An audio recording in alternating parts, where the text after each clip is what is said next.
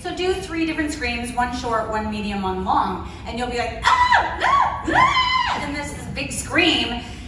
But that didn't happen with Sailor Moon. It was just constant screaming. And then, so one of the calls, so Mars had the best one.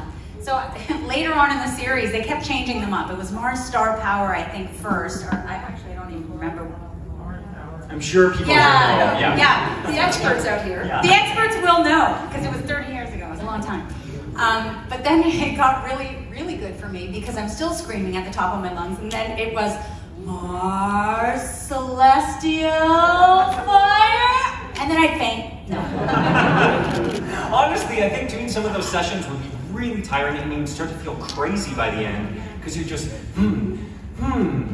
for so long, like just hearing your own voice. Well, I remember one where, like, specifically, like, I hurt my ankle or something, whatever it was, and apparently there's a different sound if you hurt your shoulder. It's a right? It doesn't sound ankle enough. Like, I didn't know that. Yeah. Well, even kind of weirder still was, I don't know why they did this with my character, but for some reason they always wanted any eye movements my character made, I had to make a noise for. So it was like, and just so always that, and like, so after we do passing it, okay, let's go back and do the eye movements now. And so I just sit there, and some of them they used, some of them they didn't use, but it starts to get into your head. Yeah, so when you left a shift and go get a coffee, are you like, Yeah. To that? Okay. Yeah, like the guy says, would you like cream in that? They're like hitting the panic button under the counter. Like, so now, Linda, when you came in, the show was already established. So these two kind of, maybe it was a blessing in a way to not have that pressure, but you already knew there was this massive fandom. Okay, so that's a blessing, not having... Well, you tell me. There is pressure. Oh yeah, there's pressure. So I went in for the audition and found out that I got the part. Yay, I got the part. I'm like, oh my God, I got the part of Sailor Moon. This is so exciting. And so I go down, my husband's down in the basement with his buddy Tony, and you know, they're just hanging out, and I went, hey, I got Sailor Moon. And my husband goes, oh no way, what part? And I'm like, I got Sailor Moon. And his buddy Tony goes, oh no way. Well, I hope you're good because my kids are going to be watching. And that's when the penny dropped, and I was like, oh my God, what have I done? Yes. I'm the other Barney. Right. You know, you watch the Flintstones and you like one Barney and you don't like the other. It's like, oh no, no! And they had me screaming so high and making me do things that I was not comfortable with, that I didn't think was right for the character, and it drove me insane to begin with doing that part. And every day I would come home crying.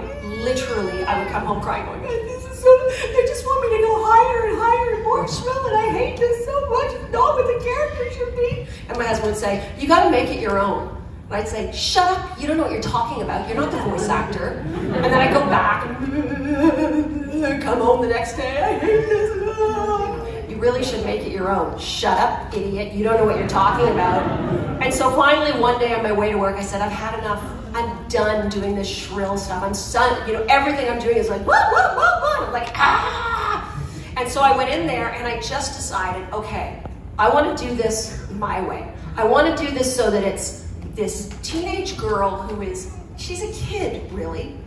But on the other hand, she wants to be a grown-up. So she's like that little crossover, and she's got the weight of the world on her shoulders. So what are you going to find in that? You want to find the fun, because she wants to have fun, but you also want her to have the seriousness as well. And I tried to sort of marry the two at that point, and they didn't question what I'd done. They didn't question what I was doing at all. Suddenly it was just, okay. And I had the best session that day. I walked out of there going, okay, this is now becoming mine. And I went home and my husband says, how was your day today? And I said, it was really good, really good. He said, wait, I thought you were doing Sailor Moon today. I'm like, yeah, I was. He said, what happened? I said, I finally figured it out. I just had to make it my own. So so fantastic that that fit in and you didn't get pushback from that. For either of you, because I know there were certainly Japanese voice actors and in some cases English voice actors, did you have to match up or did you get to branch out? When I first auditioned for Ray, I sounded, Karen Bernstein, who played Sailor Mercury, we sounded very, very similar. So the only thing that had to change, we did hear all the voices, but I don't think they cared quite as much as with half the pitch for it. They just wanted to make sure everybody was separated. So we went into the booth a few times and we were, because at first, initially, the voice that I was doing was really, really high and so was hers. And then so I dropped down and Ray was a lot more grounded, which made sense because she meant business. And it made it a bit easier for you, I bet. Yes. That's right, find that optimum pitch where you're not just screeching for hours and hours. And Toby, what about yourself? Yeah, like I said, when I did the audition, Reno Romano had done the 10 episodes before me.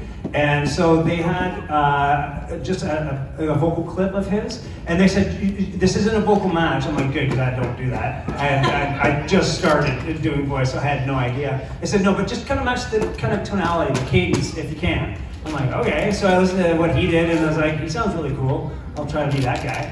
And then I guess it somehow worked. I tricked them. Fantastic, because once you're locked in, that's what you've got to do the whole run of it. You know what, and yeah, just to quickly say that, because again, I was not a good reader, and I was great that I got the job, and the same like Linda, kind of the penny drops, like, oh my gosh, my job is reading? What?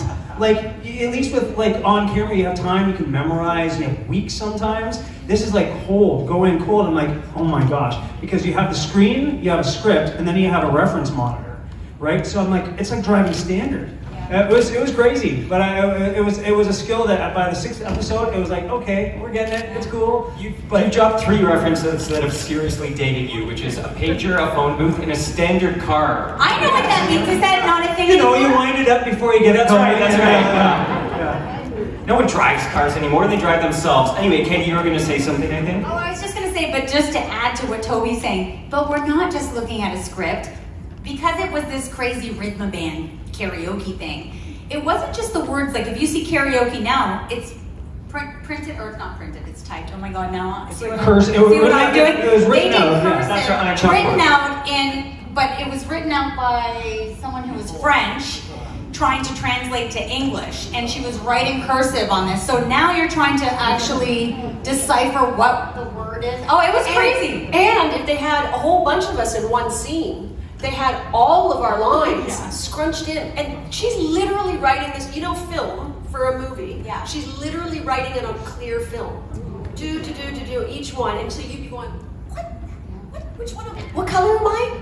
Oh my god. Even at the very end of the show, so even when I did most of Ray's episodes, and I still, to the very bitter end, had no idea what was happening until after the fact when I started watching it on TV, like YTV had it, because I was like, I need to know what's happening. Because we'd get episode 3, then we get episode 26, and scenes here and there. I had no idea what was happening. So fans would ask us at Comic-Cons, so episode 7, when this was happening, I'd be like, I don't know. I don't even know what you're talking about. She'd be like, Toby, save me. What did I do, Toby? Yeah, totally.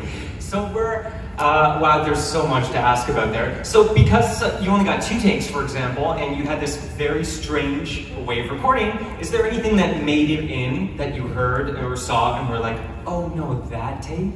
All of them. Okay. So much. I hated what I was lucky to do it, but because I'm young and I look back and I'm like, whoa. So I would do things so differently. But we didn't have room for it. So I actually feel like, you know what, we did okay, Toby. Yeah, everyone, collective high five up here. Yeah. We're bringing back Katie, you're up. Okay. Maybe turn off your call, your music. My